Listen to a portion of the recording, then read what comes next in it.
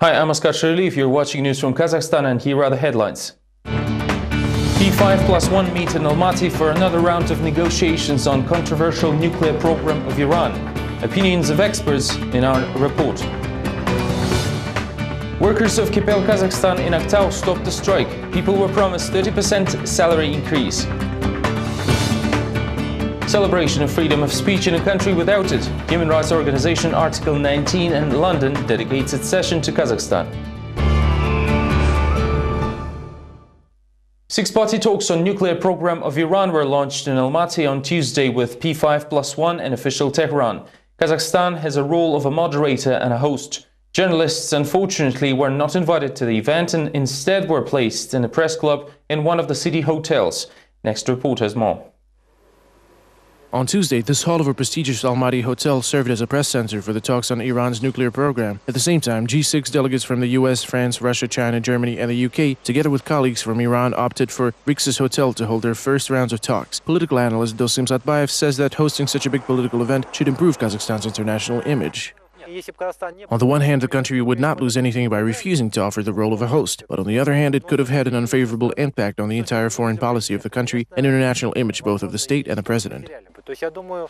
About 300 media representatives have been accredited to cover the talks on Iran's nuclear program in Almaty. Local journalist Vladislav Yuritsin considers the issue important, but not as urgent as the latest heavy snowfall in the city. I am far more concerned about the latest weather than Iran's nuclear safety. My daughter sprained her leg twice and my son was nearly killed when he slipped and fell on an icy road. According to Radio Azattyk, the talks between Iran and China, as well as the meeting of G6 representatives, had been held on February 26. As reported by the spokesman for the European Union's foreign policy, the first round of negotiations regarding Iran's nuclear program brought some progress, although not at the expected level. The next round of talks is scheduled for Wednesday, February 27th. Some Russian experts believe that nuclear talks in Almaty will not bring any changes. The issue is too delicate and the mutual misunderstanding between the negotiators is too high. 2 days is obviously too little to reach a consensus. However, the decisions influencing the outcome of the case might be made in Almaty. Experts also gave their comments regarding the information from an unnamed source from within the Iranian delegation. It appears that Tehran could agree to terminate its uranium enrichment program in exchange for lifting international sanctions. Political analysts believe the statement could very well be true since Iran's economy is on the edge, especially this close to the presidential elections this summer.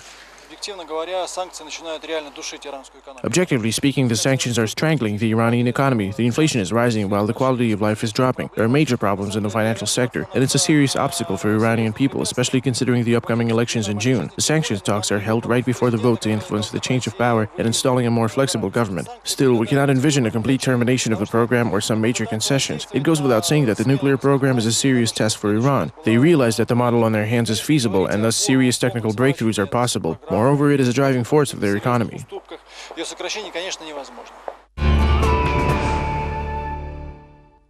50 Karaganda workers of the central enrichment plant Vostochная were sacked. The plant produces concentrate that enriches coal mined at ArcelorMittal Temirtau.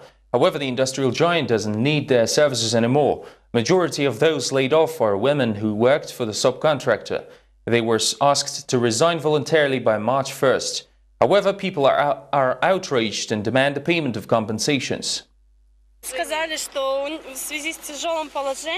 They informed us that due to a difficult situation, ArcelorMittal stopped allocating funds and therefore were shutting down. Instead, they offered us to work in Temirtau. However, commuting there at our own expense is impossible, especially for the low salary. Indeed, the salary of workers at the factory Vostochная does not exceed $225. Those who did not want to lose this income were offered a job at Temirtau Metallurgical Complex. However, the workers were warned that management is not going to cover transportation expenses due to short funding. The workers are going to address the Department of Labor and Social Security and the Prosecutor General's office. Meanwhile, the company's management made it clear that this decision is final. Regarding the metallurgical complex Vostochная, the company indeed decided to part with the subcontractors and plans to carry out all the work on its own. Striking workers of Kazakhstan were able to force the employer to increase their salaries by 30%. This for now is the only demand that the company agreed to meet. Meanwhile, the workers already stopped their strike and went to work. The list of demands made by striking workers contained 12 clauses, including rehiring of the fired employees, increasing wages and leveling payments for foreigners and Kazakhstani citizens. According to the activists, Kazakhstan hires people on a 3-month probation basis and pays them a minimum wage of $200 before dismissing without a valid reason. Workers say that the company employs 3 times as much foreign labor as it does Kazakhstani citizens. Outraged by the inequality, around 150 people went on strike in Aktau almost a week ago. The management of the company does not comment on the situation so far, but a special commission is expected to review the demands put forward by the employees. We are currently unemployed, waiting for the commission review. The ruling party and prosecution office are checking our documentation. They promised to help the workers with good records with employment, so we're waiting for their reply. The presentation of informational case on political prisoner Vladimir Kozlov was held in Almaty on Tuesday. His biography was presented by Alga party members who are now members of public fund Arkasuyeo. A bulletin on Vladimir Kozlov will be updated on a monthly basis. It is also planned to create a selection of videos. The informational case will be uploaded on the internet as well. The Arkasuyeu Foundation was established at the end of January 2013. Translated into English, its name means the support. It is in fact the support for the dissenters. On Tuesday, the foundation activists presented an informational case on the leader of the party, Alga Vladimir Kozlov. They provided all the information on the opposition politician, starting from the biography to the present day. The report was compiled by the Alga party activist and human rights activist Evgeny Zhovtis. Following is the latest update on the convict Kozlov. By the way, he called his wife Aliya on Tuesday. He's doing all right. He passed his regards to his friends and acquaintances. He is safe and sound and very optimistic about the future, staying in good spirit and encouraging everyone to hang on and continue fighting.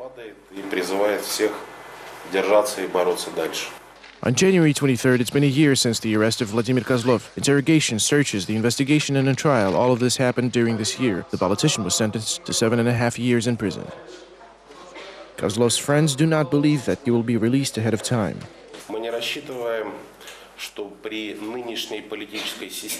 Considering the current political situation, we do not expect Kozlov to be released sooner unless the regime will be changed by the constitutionally acceptable methods involving political reforms and personnel reshuffles. He is not the kind to beg for a pardon. He is a tough fighter. If God forbid he will end up serving all of 7.5 years, he will live through every minute of this term.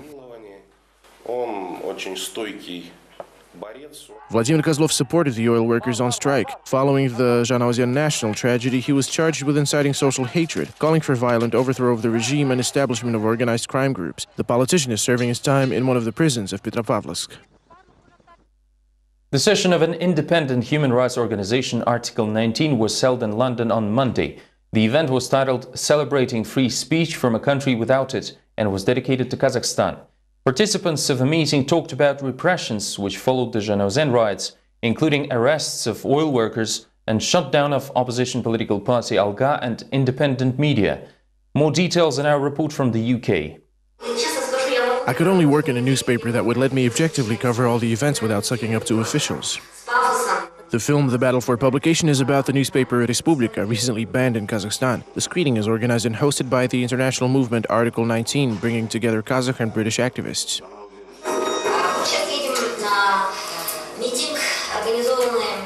The name of the movement comes from the 19th article of the Universal Declaration of Human Rights, the one about the freedom of opinion and expression. Members of the organization have been following the events in Kazakhstan for quite some time now, persistently criticizing and condemning the authorities for their persecution of opposition leaders and oilmen after the bloodshed in Zhanaozian. The Tuesday event was called Kazakh Night, celebrating free speech from a country without it. Yes, including Tamara Kaleva from Advisos. After the screening, the floor was given to human rights activist Tamara Kaleva, who is well aware of the present situation with the freedom of speech in Kazakhstan. There are about 3,000 newspapers and TV stations in Kazakhstan, but only opposition media informed the public that our oilmen went on strike. British activists of the movement also decided to comment on the matter. They see the film as a confirmation of what they've witnessed in Kazakhstan. Judgments all have in common that they're about 3 to 5 pages long. They're entirely repetitive. If you read them, they tend not to make much sense. There's no sort of like flow of coherent logic or... I was ashamed of being from Kazakhstan as it is now. The evening dedicated to the freedom of speech ended in silence, with the footage of political prisoner Aron Atabek accompanied by classical music performed by Alfiyana Kibbekova. Strategy 2050 is in need of immediate improvement. Experts of Political Decisions Institute discussed the shortcomings and advantages of the message of the president. State officials disagree with the opinion and advise to reread the message. On Tuesday, officials and analysts of the country gathered at the conference hall of the Political Decisions Institute to discuss President Nazarbayev's Doctrine Kazakhstan 2050 strategy. Political scientist Maxim Kaznachev looked at the social agenda of the document and concluded that in the future the state will not depend on human resources development and instead will rely on a high rate of industrialization.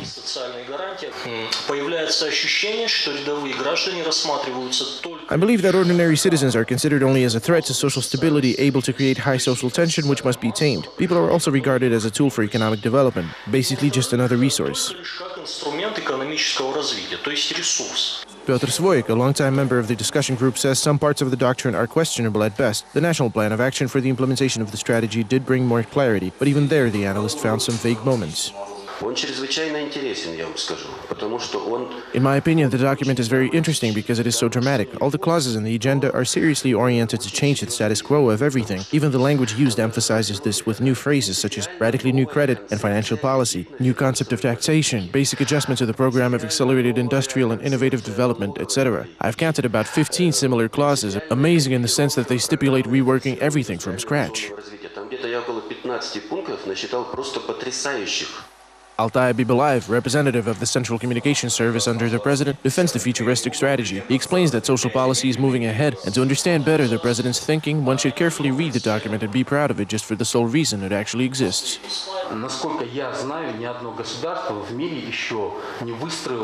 As far as I know, not a single country in the world had created a development strategy until the year 2050. It is a very bold guideline for the development of the state until the mid-century. We have a roadmap with goals.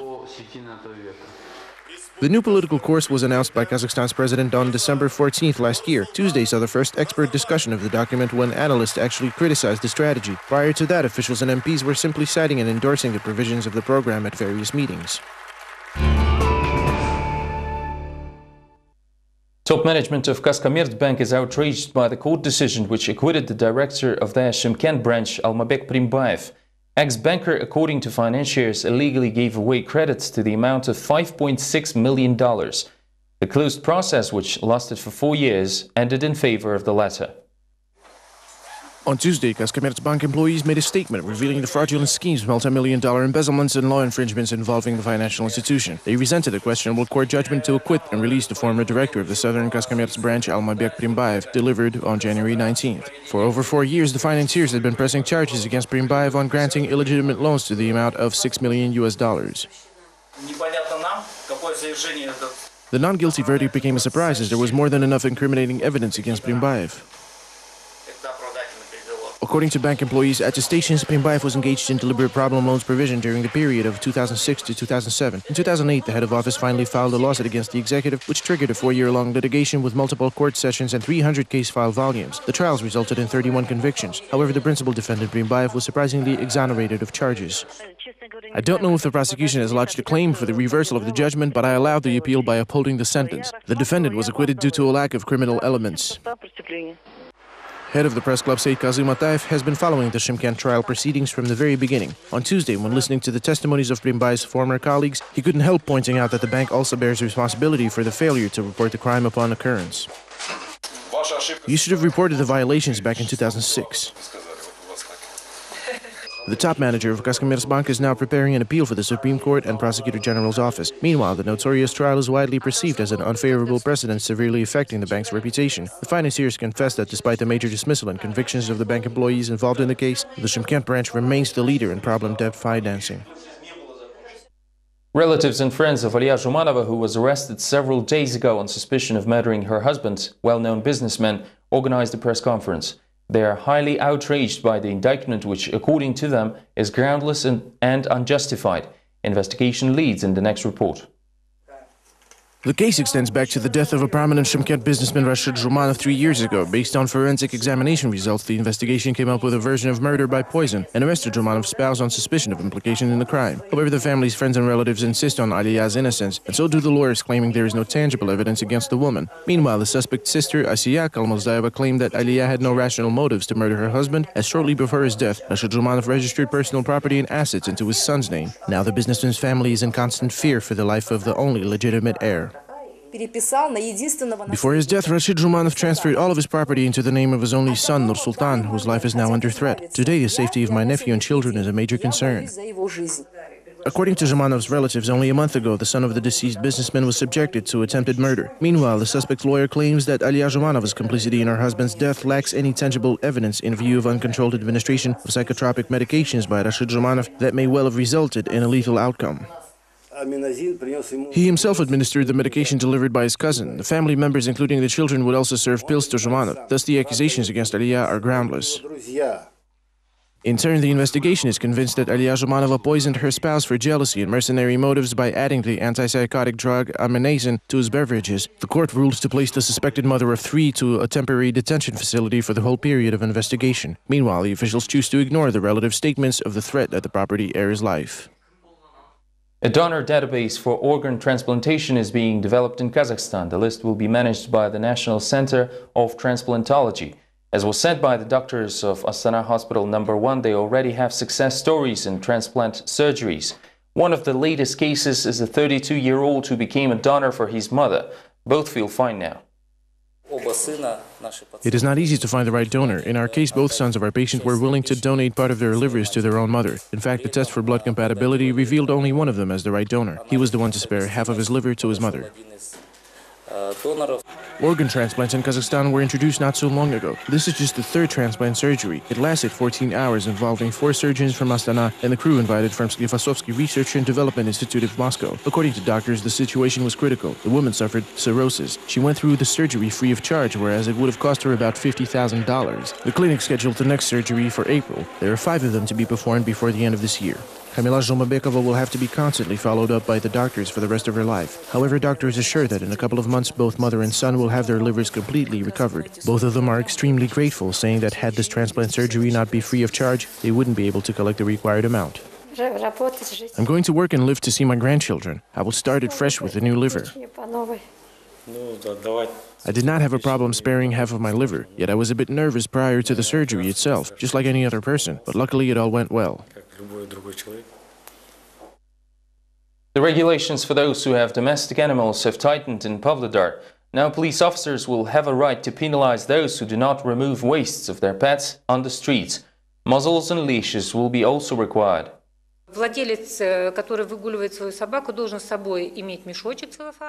Every dog owner must have a plastic bag and a spade to clean after his pet. Since the beginning of the year, Pavlodar law enforcement agencies registered 200 violations among dog and cat owners. In almost all the cases, pet lovers were fined in the amount of about $30. It should be noted that many dog owners do not mind cleaning after their pets and walking them in specifically designated areas, although there are not many of them in the city.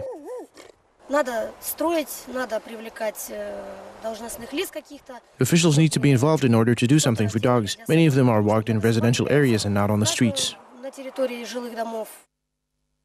This is all for now. Thank you for watching and have a good day.